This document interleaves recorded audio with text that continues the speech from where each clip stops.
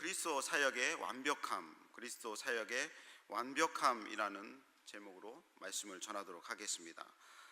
누가복음에 탕자의 비유가 나옵니다. 돌아온 탕자의 비유에서 탕자가 돌아오자마자 아버지는 그 탕자를 얼싸안고 그리고 눈물을 흘리며 매우 좋아하시죠. 탕자의 손에 가락지도 끼우고 그리고 좋은 옷을 입히고 송아지를 잡아서 잔치를 배설을 합니다. 아버지의 재산을 탕진하고 돌아왔는데도 불구하고 책망하지도 않고 아버지는 엄청 기뻐하며 작은 아들을 맞이하죠.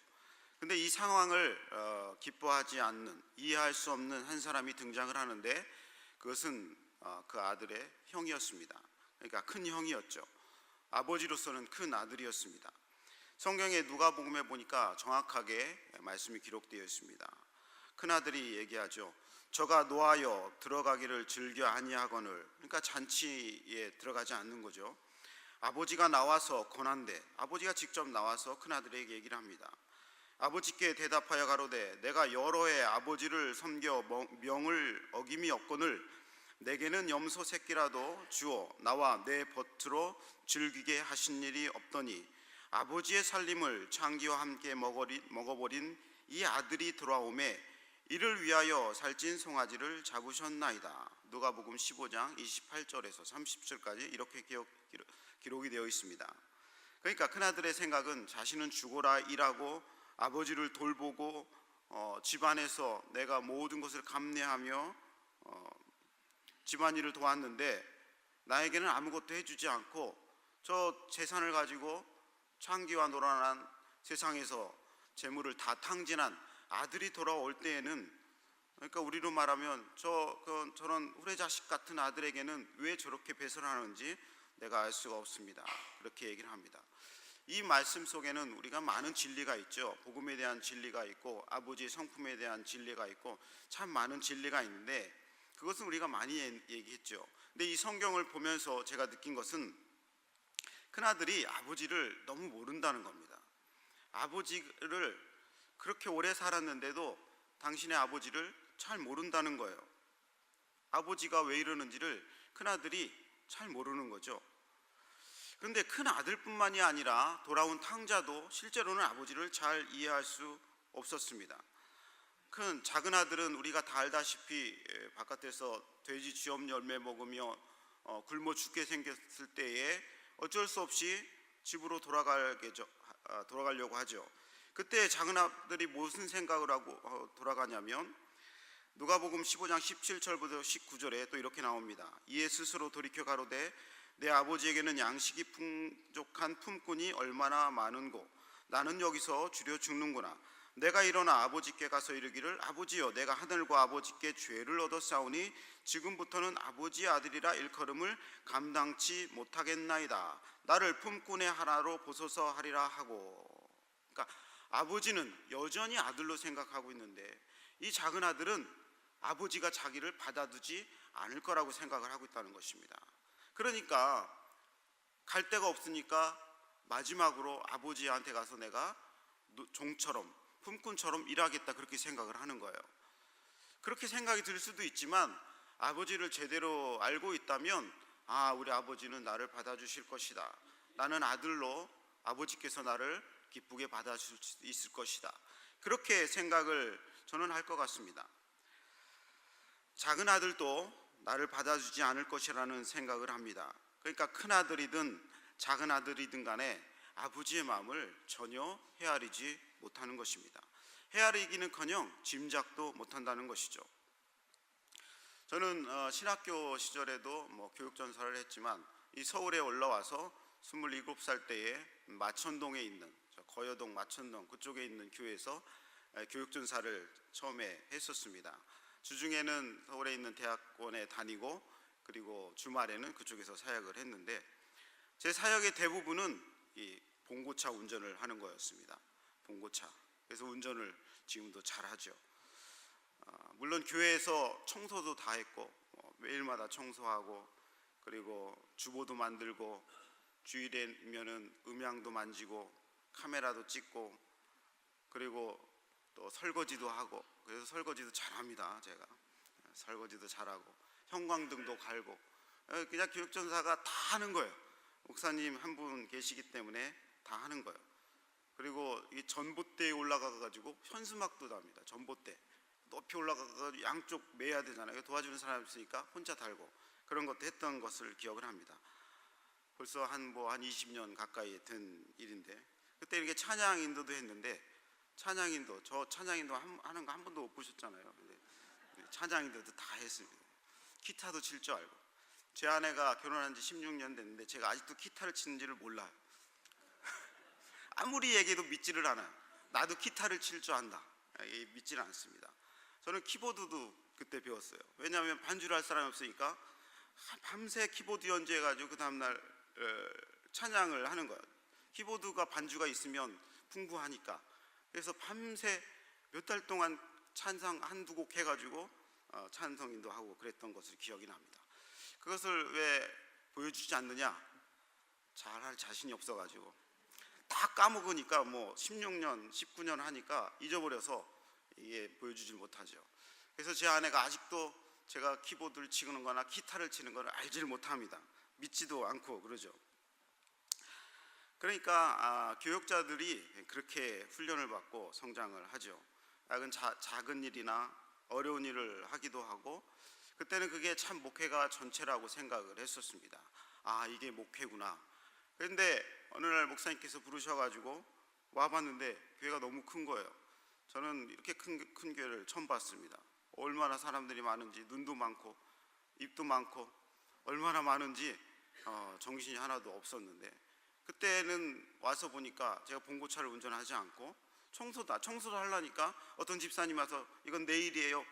그때 이게 백봉영 집사님이 이거 내일이에요 하고 자기가 해야 되고, 뭘 창문을 닦으려고 하니까 어떤 권사님이 어이구 전사님 이건 제 일이에요. 그래서 권사님이 창문 닦고 그랬던 기억이 있어요. 그게 목회가 다가 아니었구나 하면서 제가 사역을 했던 기억이 납니다. 그러니까 작은 교회에서 됐던 것이 큰 축복이었고, 제가 이 교회에 온 것은 더 큰 축복이었고, 그렇게 되었습니다. 사람들이 대형 교회를 비판하거나 하고 큰 교회를 비판하는 이유 중에 중요한 이유는 그 교회를 잘 모르기 때문에 그렇습니다. 그 교회에 어떻게 돌아가는지를 잘 몰랐던 거예요. 저도 교육전사로 작은 교회 한 100여 명 있었던 교회에서 사역했을 때는 큰 교회가 어떻게 사역하는지를 알지 못했습니다. 큰 교회 목사님들이 목회를 어떻게 하는지 잘 모르기 때문에 바깥에서 보면 비판거리가 많게 되는 거죠. 주일에 무슨 일을 하는지, 또 주중에는 무슨 일을 하는지, 수만 명의 양들을 인도하기 위해서 어떻게 사역하는지 잘 모르는 거죠. 근데 사실은 그 목회자들이나 사역자들은, 그리고 장로님들이나 직분자들은 처음부터 크게 시작한 사람은 아무도 없습니다. 다 처음부터 어려움을 겪고 작은 일부터 시작을 합니다. 저는 그 마천동에 있을 때 기억 남는 게 하나가요. 현수막을 다는, 아까 얘기를 했는데 현수막을 달다가 떨어졌어요. 전봇대에서 떨어지는 동시에 나는 죽었구나 생각을 했던 것을 기억을 합니다. 대전에서 봉고차를 운전하는데 기어봉이 빠졌어요. 기어봉이 워낙 봉고차가 오래돼가지고 기어를 넣었는데 기어봉이 빠졌어. 그래가지고 사고 날 뻔하는 것도 있던 거죠. 제가 목사 10년 차가 되고 10년이 넘었죠. 목회 안수 받으면서 10년 넘어서 많은 것을 다 이해하는데, 그 중에 아직 제가 이해를 잘 못하고 멀었다고 생각하는 것은 여전히 우리 큰 목사님의 그런 심정을 잘 헤아리지 못한다는 것입니다. 아무리 함께 있고 아무리 사역을 오래 해도 헤아리지 못하는 마음이 있다는 것이죠. 어떻게 성도들을 다 사랑하시는지, 어떻게 그 많은 설교를 다 준비하시는지 아무리 봐도 눈으로는 보는데 헤아리기 어렵다는 것이죠. 아무리 제가 교회를 사랑한다고 해도 큰 목사님이 그 마음을 헤아리기 어렵다는 것입니다. 짐작이 안 되죠. 뉴스를 보면 그런 나쁜 아들들이 부모님을 욕하는 것들이 많이 나옵니다. 그래서 법정에 가기도 하죠. 때로는 부모님을 때리기도 하고 때로는 뭐 부모님 걸 훔치기도 하고 그러는데 그 부모는 그 아들을 결코 법정에 고소하지 않습니다. 그리고 잡혀가도 그리고 그 자녀들을 법정에서 용서해달라고 얘기를 하죠. 자녀들은 그 마음을 잘 이해하지 못합니다. 그래서 누구든 저마다의 자리에서 알지 못하는 것들이 있다는 것입니다. 자신의 자리에서는 이해하지 못하는 것들이 있다는 것이죠. 그래서 서로에게 이해가 필요하고 서로의 마음을 아는 마음이 필요한 것입니다. 세상에 이런저런 뉴스를 보니까 특별한 노하우가 없어도 사람의 마음을 알아도 성공하는 것을 제가 많이 보게 됩니다. 아이를 태고 저도 아이가 있는데 아이를 3명을 기를 때에 유모차를 끌고 갑니다. 유모차를 끌고 가면 여지없이 유모차에서 아이가 울어. 작은 아이일수록 많이 웁니다. 큰 아이가 되면 울진 않아요. 왜 이렇게 울까? 이렇게 생각을 했어요. 그러면 다시 앉죠. 그러니까 유모차가 필요 없어. 한 손은 유모차 끌고 가고 한 손은 아이를 안고, 유모차에는 아기는 없고 가방만 있고, 그래서 가방만 끌고 다녀. 그 팔이 떨어지고 짜증나고 산책을 해도 이게 즐겁지가 않아. 힘들고. 그래서 아기는 울고, 근데 안으면 또 쌩글쌩글해. 그래서 왜 아이가 자꾸 유모차를 타면 울까? 그런 생각을 했는데 이런 글을 봤습니다. 아이가 유모차를 타면 앞을 보는 거예요. 그죠? 이렇게 밀고 가잖아요. 그럼 앞을 보는데 앞에 시야가 뭐가 보입니까? 우리는 넓은 시야가 보여서 지나가는 차도 보고 강아지도 보고, 그러니까 아이가 즐거워할 거다 생각을 하는데 이 시야에서 부모님이 사라지는 겁니다. 항상 안아주는 부모님이 2살, 3살 아이의 시야에 부모님이 없는 거예요. 대신 쌩쌩 지나가는 자동차가 보이고, 그리고 큰 강아지가 보이고, 큰 어른이 이렇게 지나가면서 담배 피우면서 지나가고, 세상에 그런 일들이 보이는 겁니다. 그러니까 이 아이의 눈에는 세상에 큰 세상이 보이는 것보다는 두려운 세상이 보이는 거죠. 부모님이 안 보이기 때문에.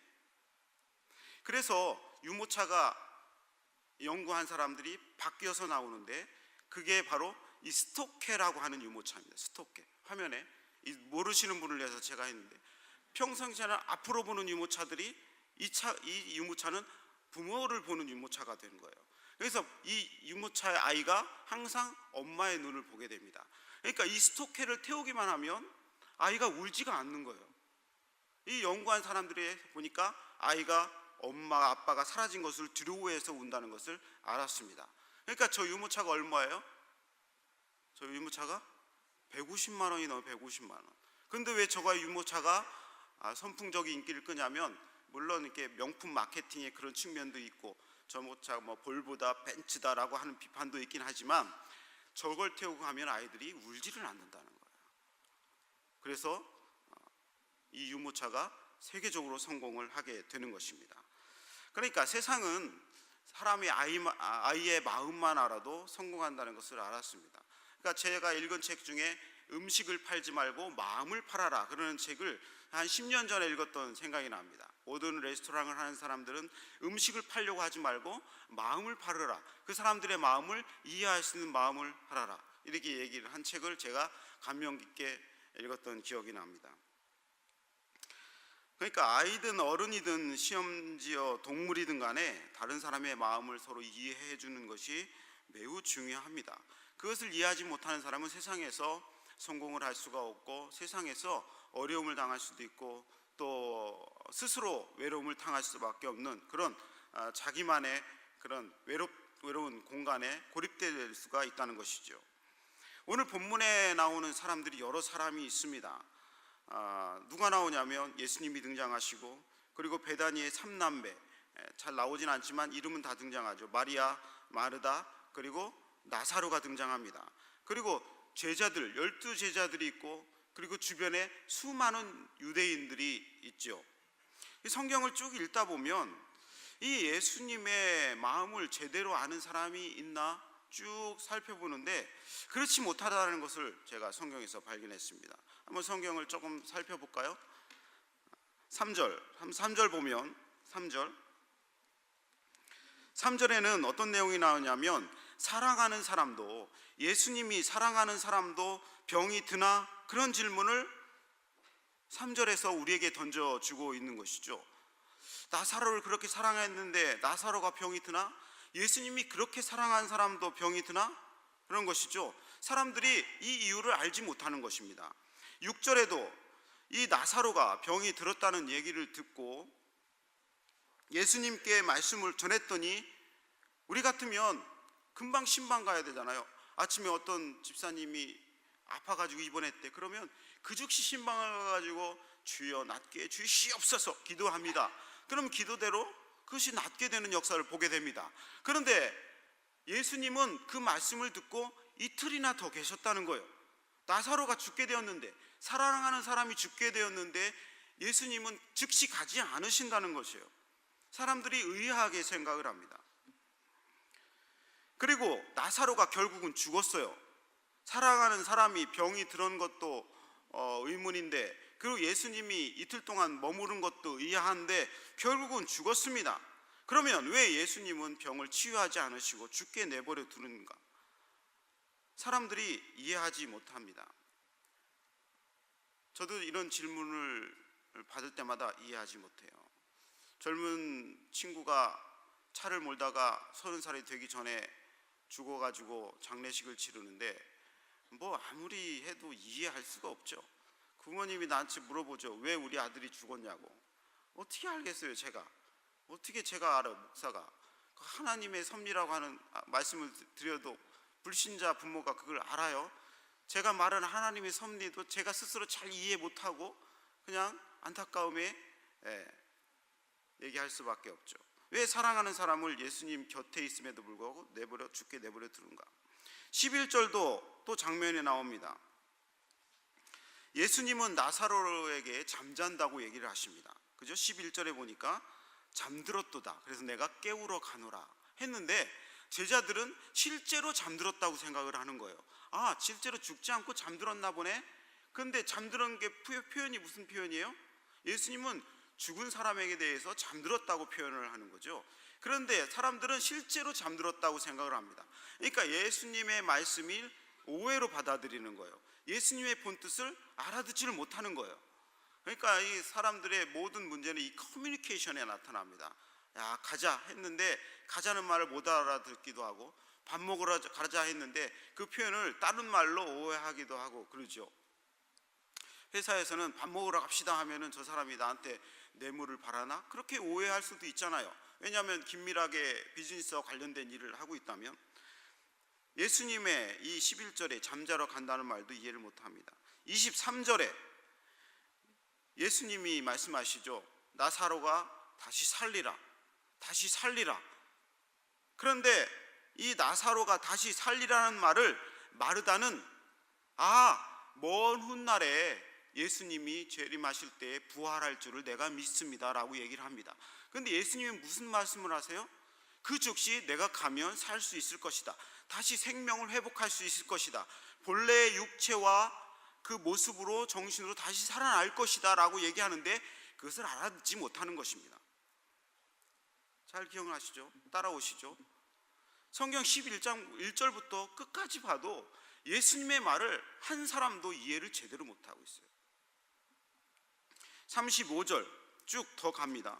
35절 가니까 나사로를 어디 두었느냐 하니까 사람들이 어디에 무덤에 두었겠다 하죠.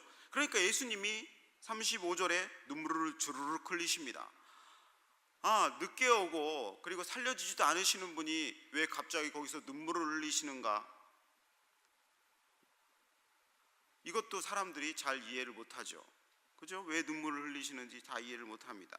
33절을 보니까 눈물을 흘리고 통분히 여기시는 이유를 알지 못하죠. 통분히 여기신다는 분노, 치밀어, 우는데 막 분노가 치밀르는 거야. 왜 분노가 치밀러요? 그것은 죄가 사람을 죽게 한다는 것을 사람들은 이해하지 못합니다. 즉 죄가 나사로를 죽게 됐고 너희는 죽을 수밖에 없는 존재구나, 이 죄가 너희를 죽게 만든다는 것을 너희들이 왜 통분하지 않는가, 분노하지 않는가, 나는 이렇게 분노하는데. 그러니까 분노의 대상에 대해서도 사람들은 이해하지 못하는 것이죠. 그러니까 쭉 계속해서 57절까지 쭉 보면 한 구절도 예수님의 말씀과 마음과 예수님의 계획을 이해하는 사람이 하나도 없습니다. 결국은 이런 질문으로 나오죠. 예수님이 금방 고쳐줄 수 있는 나사로의 사건을 통해서 왜 일을 이렇게 크게 만드시는가? 우리는 성경을 읽을 때 우리는 다 아는 것처럼 이야기할 수 있잖아요. 아, 예수님이 부활을 준비하시려고 이렇게 하는구나. 예수님이 십자가에 못 박히시려고 이렇게 하는구나. 아는데 그 당시에 사람들에게 자신을 설명했을 때에 과연 사람들이 다 이해할 수 있었던가? 그것은 아니라고 봅니다. 마찬가지로 우리는 성경을 다 아는 것처럼 누구의 마음을 다 헤아리는 것처럼 말을 하지만 사실은 그렇지 않다는 것이죠. 역으로 말하면 자신의 판단과 자신의 생각이 항상 옳다라고 생각할 때가 참 많이 있는 것입니다. 우리는 하나님의 마음을, 하나님의 목적을 다 안다고 말할 수 있습니까? 세상을 향한 하나님의 목적, 물론 새로운 하나님의 나라, 새로운 하나님의 천국을 이루기 위한 큰 목적은 알지만 나를 향한 하나님의 목적을 다 안다고 얘기할 수 있습니까? 우리 교회를 향한 하나님의 목적을 다 안다고 얘기할 수 있느냐 말이죠. 여러분의 소망을 향한 하나님의 뜻을 다 알 수 있다고 말할 수 있습니까? 다 알 수 없을 것입니다. 그래서 사역의 핵심은 하나님의 마음을 얼마나 이해하느냐 그런 것입니다. 목회자가 이 성경을 바라볼 때 중요한 핵심은 이 성경에 담긴 나를 향한 하나님의 뜻이 무엇인가, 하나님의 마음이 무엇인가, 나를 향한 하나님의 그 통해하는 심정은 무엇인가를 깨닫는 것이 중요한 것입니다. 목회자의 심정을 헤아릴 줄 아는 것이 돕는 사역의 핵심이고, 위원장님의 마음을 헤아리는 것이 그 위원회 사역의 중요한 핵심입니다. 잘 모르면 기다리는 것이 필요하고 인내하는 것이 필요하고 그런 것입니다. 멀리 볼 수 있는 영적인 지혜와 안목이 필요한다는 것입니다. 우리가 보기에는 다른 것 같아 보여도 예수님이 이틀을 더 유하는 목적을 우리는 이해할 수 없을지라도, 그러나 예수님이시기에 저 마음에 사랑하는 나사로를 향한 분명한 목적이 있구나, 그것이 무엇인지는 알지 못하지만 우리도 이틀을 더 유하자, 그렇게 생각을 해야 되는 것입니다. 드디어 나사로가 병이 들었다는 소식을 들은 후에 예수님이 이틀이 지난 후에 제자들에게 말씀하십니다.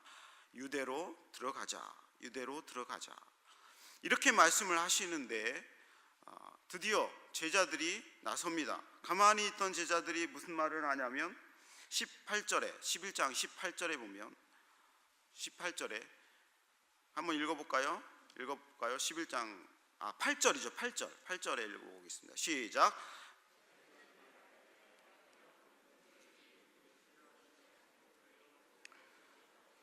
그죠? 라삐여, 방금도 유대인들이 돌로 치려 하였는데 또 그리로 가시려 하나이까? 그죠? 제자들이 뭐라고 얘기하냐면, 방금 전에 그쪽 들어가서 예수님이, 그리고 우리들이 돌로 죽임을 당하려 하지 않았습니까? 즉 다른 사람들이 우리를 향해서 돌을 던져가지고 우리가 이리도 맞고 저리도 맞고 피도 터지고 죽을 뻔했는데 다시 거기로 또 들어가려 하십니까? 제자들이 이렇게 묻는 거죠. 속뜻은 무엇입니까? 속뜻은 무엇이에요?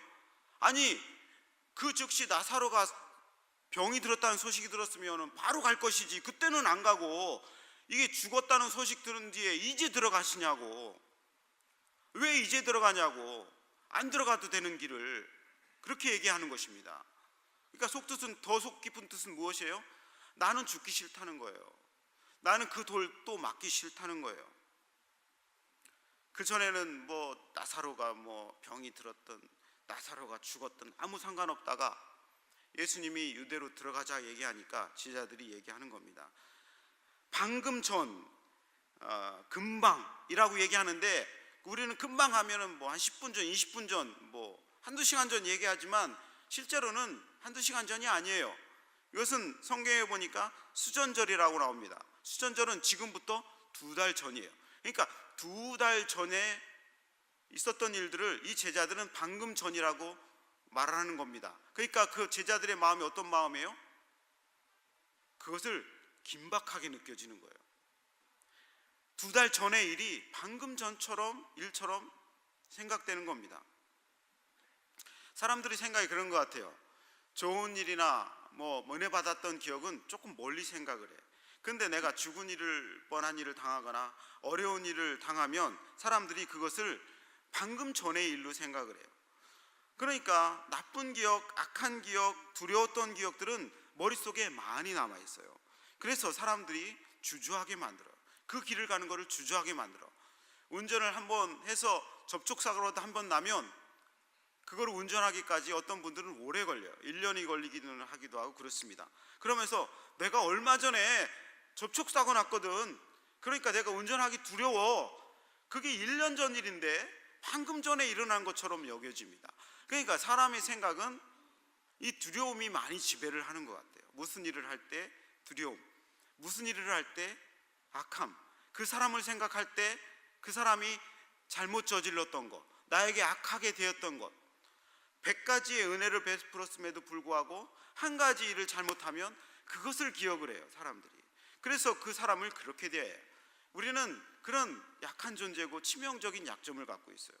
그것을 보고 우리는 여전한 죄성이라고 얘기를 하는 것이죠. 그것을 합리화시켜요. 그래서 운전하지 않아. 내가 방금 전에, 얼마 전에 사고가 나가지고 내가 두려워. 그래서 자신을 합리화시켜가지고 운전을 하지 않습니다. 그것이 1년 전이고 2년 전임에도 불구하고 그래요. 어떤 사람 운전면허를 딸지 않아. 내가 얼마 전에 운전면허를 땄는데 가다가 운전면허를 못 따가지고 내가 몇 번이나 떨어졌어요. 무서워 못하겠어요. 그럴 때 언제 운전면허를 봤어요? 했더니 20년에 보셨어요. 20년 전에. 어떤 아주머니가 20년 전에 운전면허 떨어졌는데 얼마 전에 떨어졌다고 무섭다고 못 본대. 제가 어린 시절에 이런 일이 있었어요. 제가 한 4학년인가 6학년인가 그런 시절이 있었는데 제가 충청남도 홍성에 아주 시골에 살았죠. 시골에 살았는데 홍수가 났었습니다. 홍수가 났는데 지금처럼 홍수가 이게 물이 많이 흘러가는 정도가 아니었죠. 문을 탁 열고 나가니까 온통 바다야, 바다. 그냥 풀만 조금 나오고 산만 몇 번 보이고 그냥 다 바다야. 얼마나 물이 많은지, 이게 바다인가 우리 동네였는가 생각지도 못할 정도로 그렇게 옛날에는 홍수가 났잖아요. 댐도 없고 그러니까. 근데 더 놀라운 건 아버지가 학교 가자 그러시는 거예요. 4학년 보고 학교 가재요. 학교. 아버지 이게 안 보이십니까? 이 성경적으로 말하면. 근데 그렇게 대꾸했다가 혼나니까 가만히 있는 거죠. 아버지가 끌고 가는 거예요. 그 학교 가야 된다. 지금으로 같으면은 어디 학교를 가요? 그때는 학교 빠지면은 죽는 줄 알고, 그렇잖아요. 학교 빠지면은 세상 큰일 나는 줄 알고 아버지가 끌고 가는 겁니다. 끌고 가는데 마당에 바깥에 나갔는데 어떻게 가나 하고 나가면은 우리 아버지는 교회에서 설교도 하시고 기도하시는 분이니까 나가면 요단강처럼 물이 쫙 갈라지겠지? 그런 생각도 했었어요. 왜냐하면 무모한 짓을 하시니까. 그래서 발을 딱 내디뎠는데 발이 이만큼 차는 거야. 물은 하나도 안 갈라지고. 얼마나 두려워요. 울고불고 난립니다. 아버지가 저를 딱 어깨에 업으시는 거예요. 어버, 학교 가자 하고 등에 업으시고, 그리고 그 길을 가는 겁니다. 그 물길을 가는 거예요. 아직도 생생하게 기억납니다. 그 물길을 가는데 30분을 걸어가셨어요. 학교를 가는데, 물길을 걸어가는데 얼마나 그 길을 잘 아시는지. 한 4, 50년 걸어 다니셨으니까 그 길을 다 아시는 거예요. 90도 꺾고 직진하시다가 좌회전하시다가, 나는 옆에서 물살이 나오는데 무서워 죽겠는데 결국은 학교를 갔더니 나만 왔어요. 학교에 아무도 안 왔어.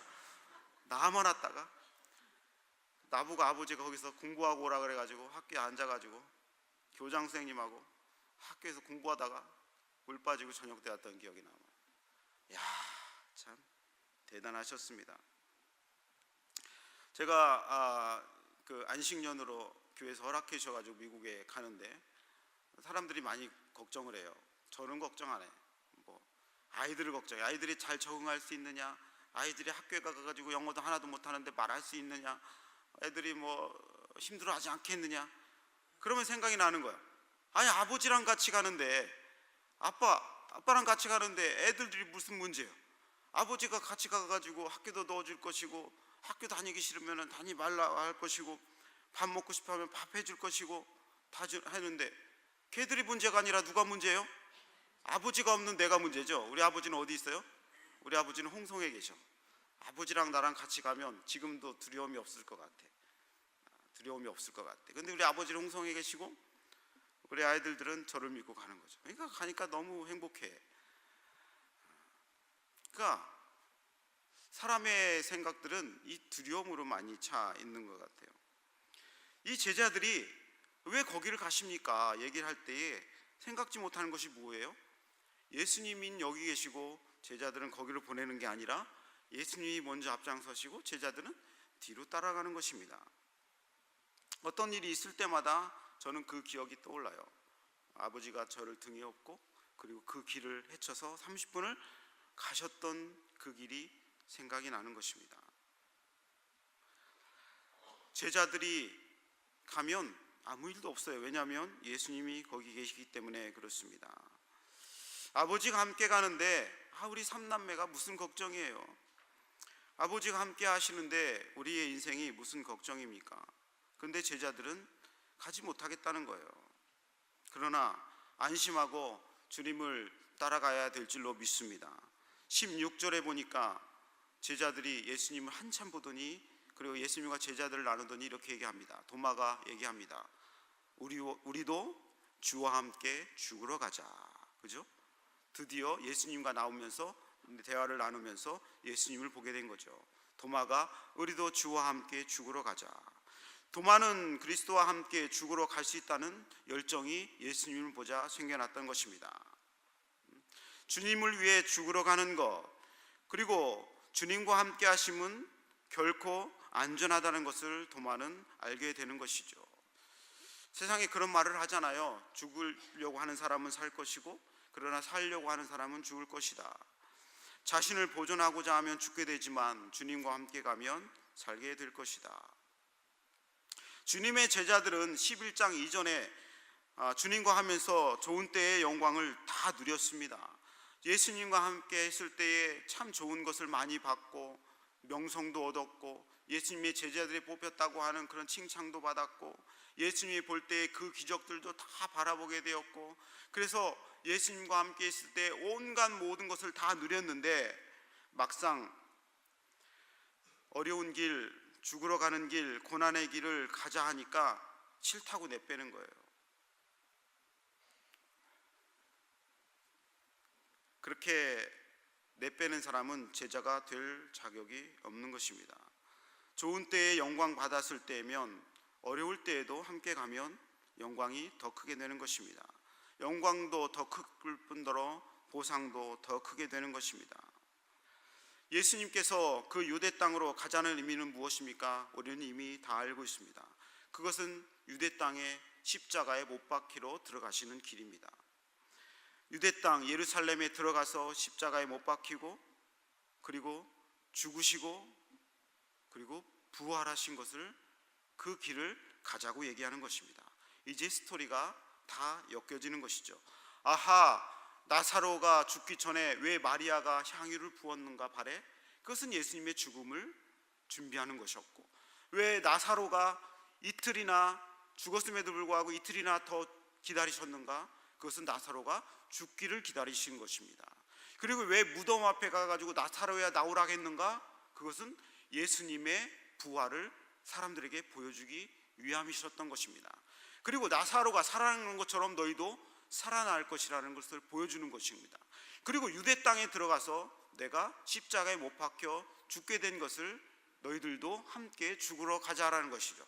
그래서 모든 제자들, 한 제자, 가룟 유다, 유다만 빼놓고 나머지는 다 실제로 순교해서 죽임을 당해 되었고, 결국에는 우리가 예수님이 부활할 때에 다 부활하게 되는 완벽한 그리스도의 사역을 여기에서 다 한 번에 볼 수 있게 되는 것이죠. 그러나 우리는 한 번에 볼 수 있습니까? 하나도 보이지 않습니다. 성령의 역사가 없이는 한 개도 보이지 않는 거예요. 한치 앞에 사람의 마음도 이해할 수 없듯이, 한치 앞에 내 상사의 마음도 이해할 수 없듯이, 우리 아버지가 왜 나보고 학교에 가자고 얘기했는지 이해할 수 없듯이 성경도 이해가 되지 않는 거예요. 제자들도 이해가 되지 않습니다. 그러나 이 모든 일들을 성령이 우리와 함께 하시면, 우리 성경이 깨달아지면 이해가 되는 것이죠. 26절, 그래서 이 구절이 나오게 되는 것입니다. 26절 읽어보겠습니다. 무릇 살아서 나를 믿는 자는 영원히 죽지 아니하리니 이것을 내가 믿느냐. 그죠? 그 전에 25절에는 나는 부활이요 생명이니 나를 믿는 자는 죽어도 살겠고, 이 말씀이 11장에 등장하게 되는 결정적인 이유가 되는 것입니다. 나사로가 죽는 일은 하나님의 영광을 위한 것이요, 11장 4절에, 11장 40절에 그리고 내가 믿으면 하나님의 영광을 보리라. 그 말씀도 부활을 준비하신 예수 그리스도의 영광을 얘기하는 것입니다. 예수님은 나사로의 사건을 통해서 당신이 부활해서 살아날 것이라는 영광을 보여주길 원하셨습니다. 그리고 너희도 믿으면 부활할 것이라는 영광을 보여주길 원하셨습니다.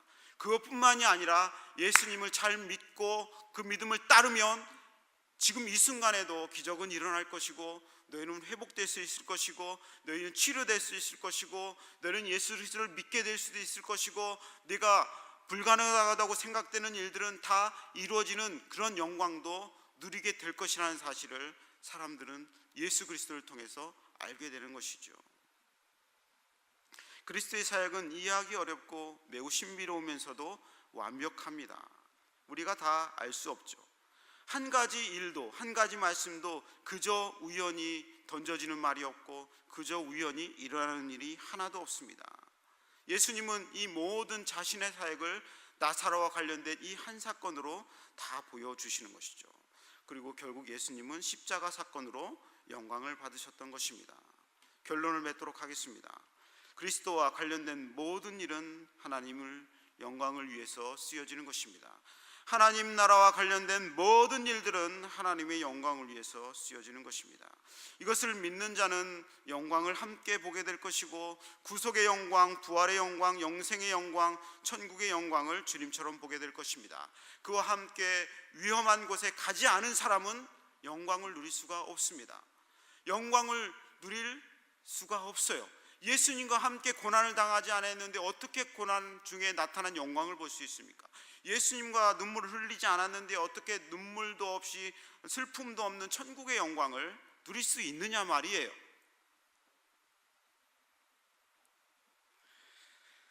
예수님이 가자 하시죠. 유대로 들어가자. 그러면 도마처럼 우리도 주와 함께 죽으러 가자, 그렇게 대답해야 됩니다. 우리 앞에 해야 할 일들을 하려고 할 때에 반드시 위험이 따라올 수 있어요. 대부분의 위험은 우리가 알지 못하는 위험이기 때문에 먼저 드는 것은 두려움입니다. 왜냐하면 예상하지도 못하고 이해하지도 못하는 어려움들이 우리에게 항상 따라오기 때문에 그렇습니다. 그러나 우리는 피할 수 없습니다. 우리는 해야 할 일들을 해야 하는 것이죠. 그래야 함께 영광을 보게 되는 것입니다. 주님이 함께 가자 하시면 따라가야 됩니다. 위험해 보이고 이해가 되지 않아 보이지만 가장 안전한 길이며 가장 영광스러운 길입니다. 아무리 좋아 보이는 길이라 할지라도 예수님이 함께 갈 때에 예수님은 가는데 당신은 남아서 그 자리에 베다니에 있으면 오히려 그 남아있는 유대인들에게 죽임을 당할 가능성이 많이 있습니다. 예수님과 함께 가는 길이 안전한 길이고 평안한 길이고 영광스러운 길입니다. 예수님이 가자 하실 때 남아있는 사람은 그곳이 더 어둠의 골짜기고 위험의 골짜기입니다. 아무리 위험해 보여도 주님이 함께 가시는 길이 천국의 길이 되는 것입니다. 왜 내 마음이 암흑입니까? 왜 마음이 지옥입니까? 그것은 예수님의 그 마음이 그 안에 있지 않기 때문에 그래요. 예수님과 함께 가지 않고 내 마음이 따로 가 있기 때문에 그 마음이 지옥입니다.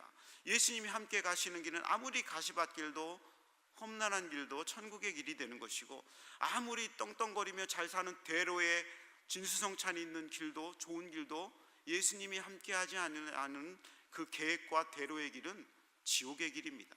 여러분의 마음이 지금 어떠신지 생각해 보시기 바랍니다. 그리고 예수님과 함께 가시기 바랍니다. 그 길은 이해하지 못하는 길이에요. 지금 설명해도 어떤 분들은 이해하지 못할 수 있어요. 그것처럼 우리는 원래 이해하지 못하는 존재입니다. 성경은 원래 이해하지 못하는 존재예요. 인생을 원래 이해하지 못하는 존재예요. 하나도 모르는 존재예요. 그러나 모르기 때문에 가는 것입니다. 모르기 때문에 그냥 아버지의 등에 업혀서 그냥 가는 거예요.